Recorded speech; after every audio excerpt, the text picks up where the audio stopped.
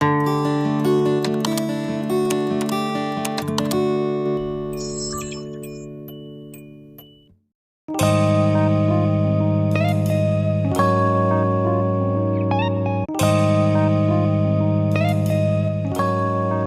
ang i-share ko ngayon sa inyo ay ang pag-arrange ng mga clips ng inyong mga videos, basic na pagka-cut, pag-trim, at saka paglalagay ng mga text or titles sa inyong mga videos. Okay, let's start. So, inopen ko na yung kinemaster ko. I assume na lahat kayo meron ng kinemaster kasi ito yung ginagawa kong editing software, kinemaster. So kung wala pa kayong mga kinemaster, sa previous video ko meron po akong shinare doon kung paano nyo makukuha yung kinemaster at paano nyo siya ma-install sa inyong mga mobile phones. So let's start. So pag nandito na po kayo sa kinemaster, i-open nyo lang itong may plus sign, klase ng pag-view ang gagawin nyo. So dahil i-assume nasa YouTube pa rin ang gagawin natin, so 16:9 gagawin natin. Pag pindot nyo ng 16:9, lalabas doon sa storage kung ano ang pipiliin yung mga videos na gusto nyo i-edit. So sa akin, dito sa akin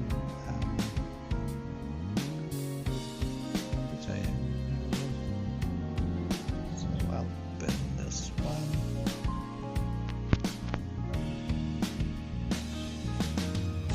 That is a photo. If you want ilagay nyo yung photo nyo, tapos kung gusto nyo pa mag-add ulit, pindot nyo lang yung media sa taas, tapos punta kayo ulit kung saan man sa storage nakalagay sa cellphone nyo. Pwede photo, pwede din video. Ayan, and dagdagan ko pa siya. So balik ulit sa media.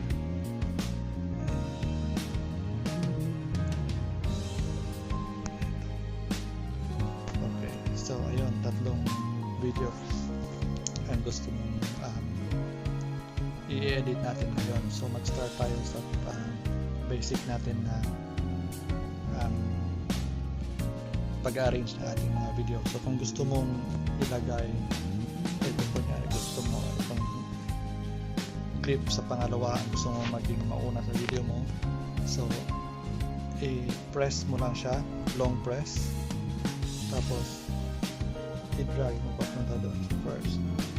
So nangyari ngayon, siya na yung nasa first ng video, at saka yung picture kanina na nauna natin nilagay ay nandito sa pangalawa. So ayan na siya, pangalawa. Okay, let's start. Paano ba cut ng yung videos? So let's start.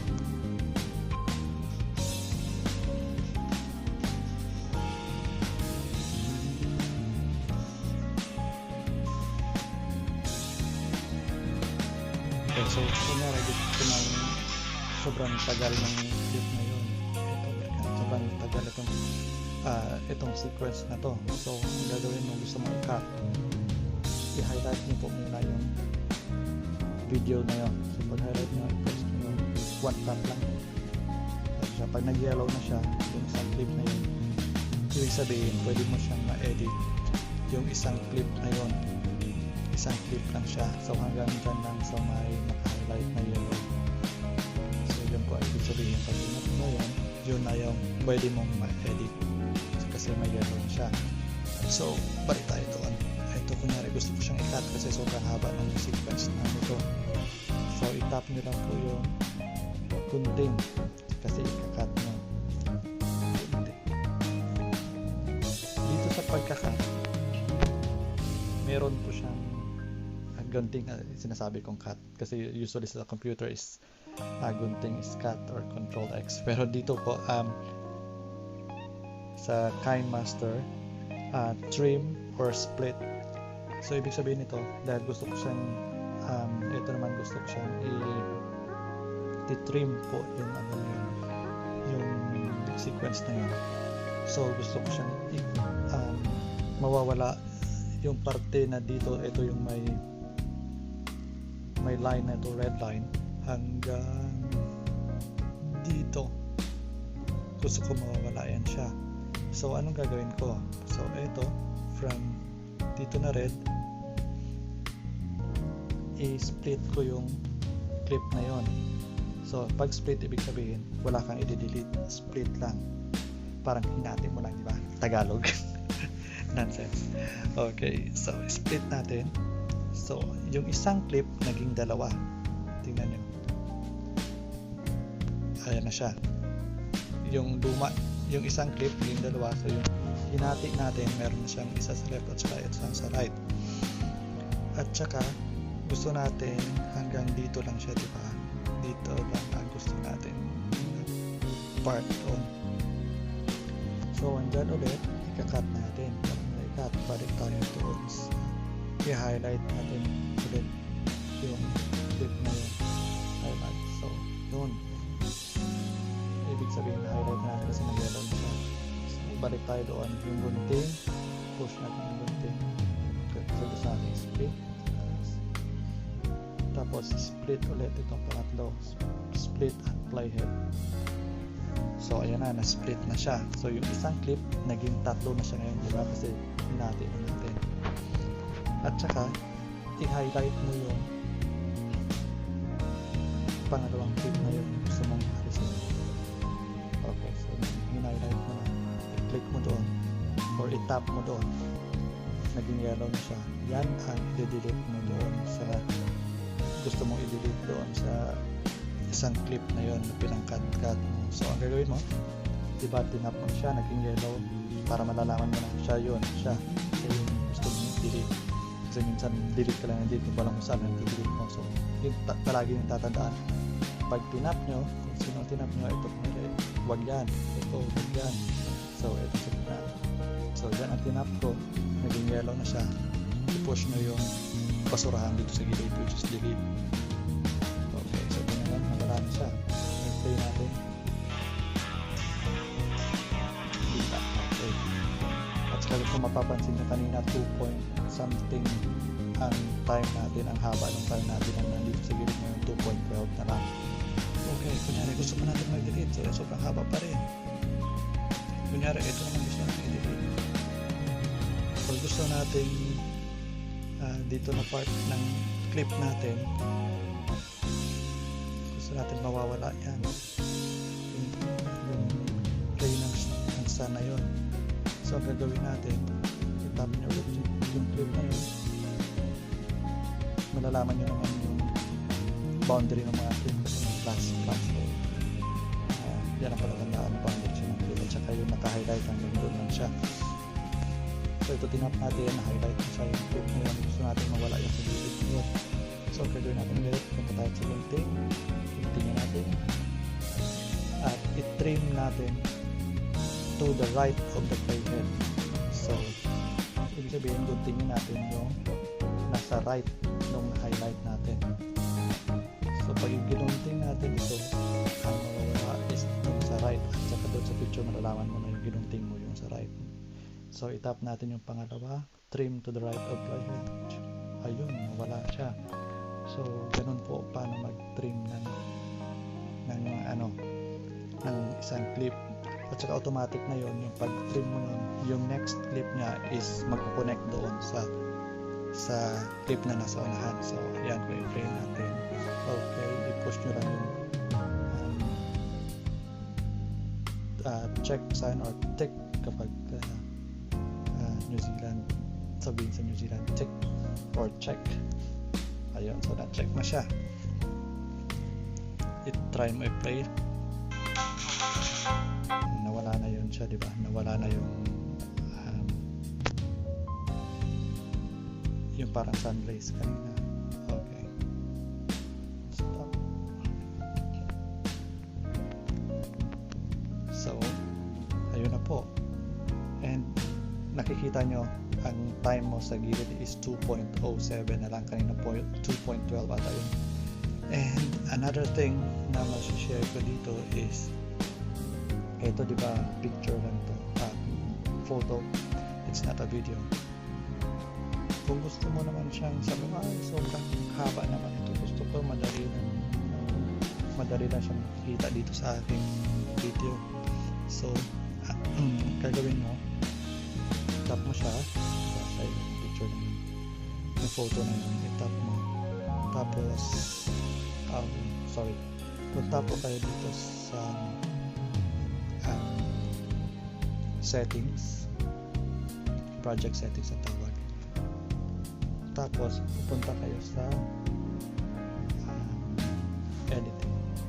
Nakalagay po dito is default duration of a photo clip 4.5 ang naka-default sa'yo, or 4.5 seconds ang tagal ng clip na yon.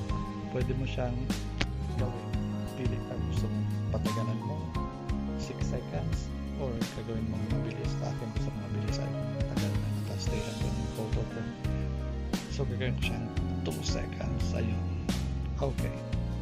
So i-check nyo naman yun, i-check nyo naman yun sa taas, check.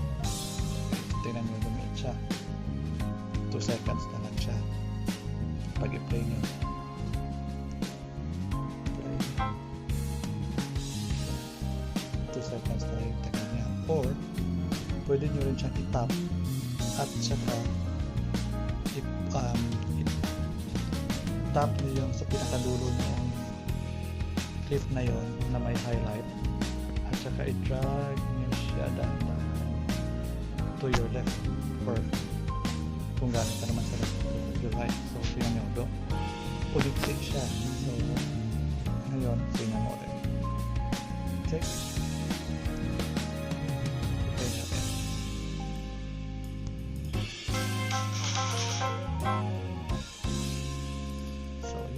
mabilis lang siya. Kung mabilis lang, parang saglit, ano ba sa Tagalog, basta isang saglit. I-try natin ulit. So ilagay mo lang yung point mo lang yung finger mo doon sa dulo ng clip na yun, at i-drag mo siya doon ulit. So mabilis ka na, and check mo yun, review natin. See, ang bilis lang yan. Okay, so yan po ang mai-share ko sa inyo ngayon. First is paano mag-trim to your left, trim to your right, and split mo yung isang clip, or pwede mong paikliin or pahabain yung isang clip. Ano pa mai-share ko sa inyo is paano pa naman para maglagay ng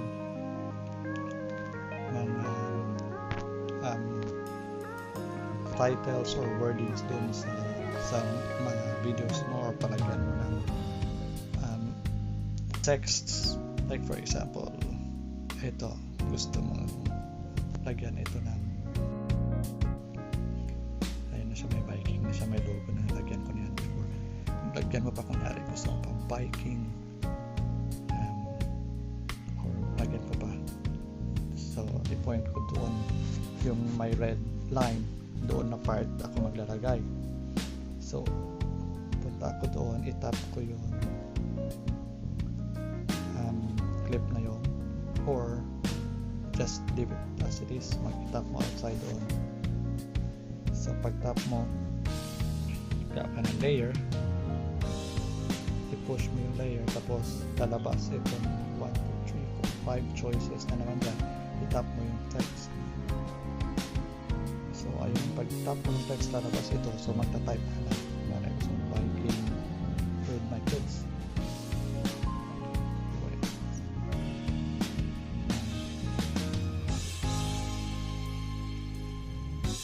Pag-enter mo, another line dyan. Okay. Press okay. So nakita nyo, kanina walang yellow yan dyan sa ilalim, di ba? Ngayon meron na siyang yellow. I-try natin i-play. I-check mo na yun. I-play natin. Okay, so meron sabi na. Okay na yun. Sabi ko, ayoko na ganun lang this time. Gusto ko i-edit ko siya. So i-play natin yun. I-tap mo yung text na yun para i-edit. Pag i-tap mo yun siya, so na-highlight siya, di ba, yung text doon. Tapos pag highlight mo, parang merong mga running lines doon na nakapalibot doon sa text mo. Pwede mo na siya ngayon, ibig sabihin pwede mo na siya ngayon ma-edit. So pag edit mo, i-tap mo lang yung text na yun doon mismo sa video, at pwede mo siyang i-drag kahit saan mo ilagay.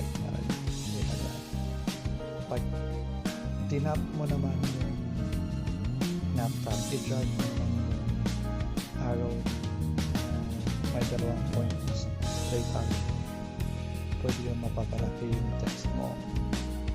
Okay, kung gusto mo naman siyang ipa-slant or anong posisyon ang gusto mo, itong sa taas naman na parang slanted arrow, curved arrow, yan. So i-drag mo siya, pwede mo siya ilagay kung anong gusto mong posisyon ng text mo. Okay, kung gusto mo namang gusto kong kulayan yung yung mga text ko, so punta ka dito naman sa right side sa gilid, nakita mo itong white, tap mo lang yung pag mo lalabas yung parang color wheel, so i-drag mo na naman yung dalawang parang dalawang circle doon. Nari sa akin, itong sa outside circle, nagpo-point yan siya kung anong color ang gusto mo. And then, nasa triangle naman kung gaano ka-intense yung color na pinili mo. So, narito, nasa red ako. So, ang gusto ko is intense na red. So, i-try ko na yung nasa triangle to the intense red. So, nandito naman sa baba, makikita mo yung before na color is yung white, tapos yung red. Dyan ang gusto mong color ngayon. So, i-check ko siya. Ayun, nakita mo, with my kids, nagiging pula na.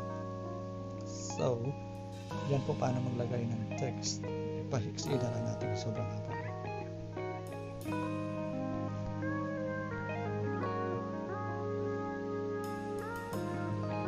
Okay. So, ayun na. Okay, let's review.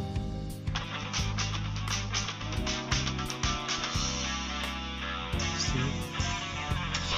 Okay, another thing too is kung gusto mo naman parte-artehan, i-change mo yung text, style ng text, is pumunta ka dito sa yung may malaking A at small a, tap mo dyan, makakapili ka kung anong gusto mong mga style ng text mo. Gusto mong arte-arte, ayan, tap mo yung dancing script bold text mo. Okay, tama, yun na siya, lumabas na with my kids yung style ng text. Yun na yung ma-apply doon sa text mo. So, nakakyan mo pa. Yan. Pinalagyan. Okay. So, dito po. Yan natin.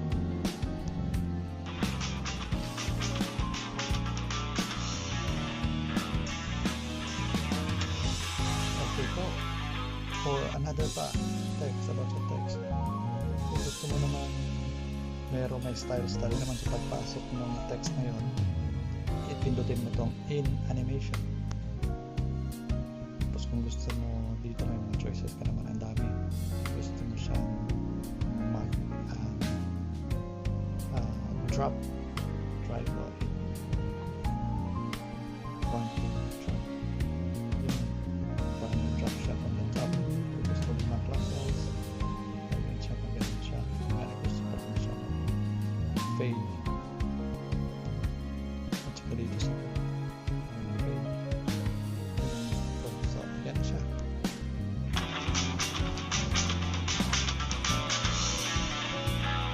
Okay. So, yan po kung paano mag-cut, paano mag-split, paano po gawa ng text sa inyong mga videos, at paano mag-transfer ng videos, paano papaiksi ng mga text, paano mga style ng text. So, yan ang po masashare ko sa inyo. Please mag-subscribe po kayo at click the notification bell para ma-notify kayo if in case may mga bago na naman akong ituturo. Bago ikong i-share pala, kasi hindi naman ako teacher para magturo. Share ko lang kung ano yung ginagawa ko, at saka kung meron din kayong alam, pwede nyo rin po i-share para magtulungan po tayo. Salamat po sa inyong lahat.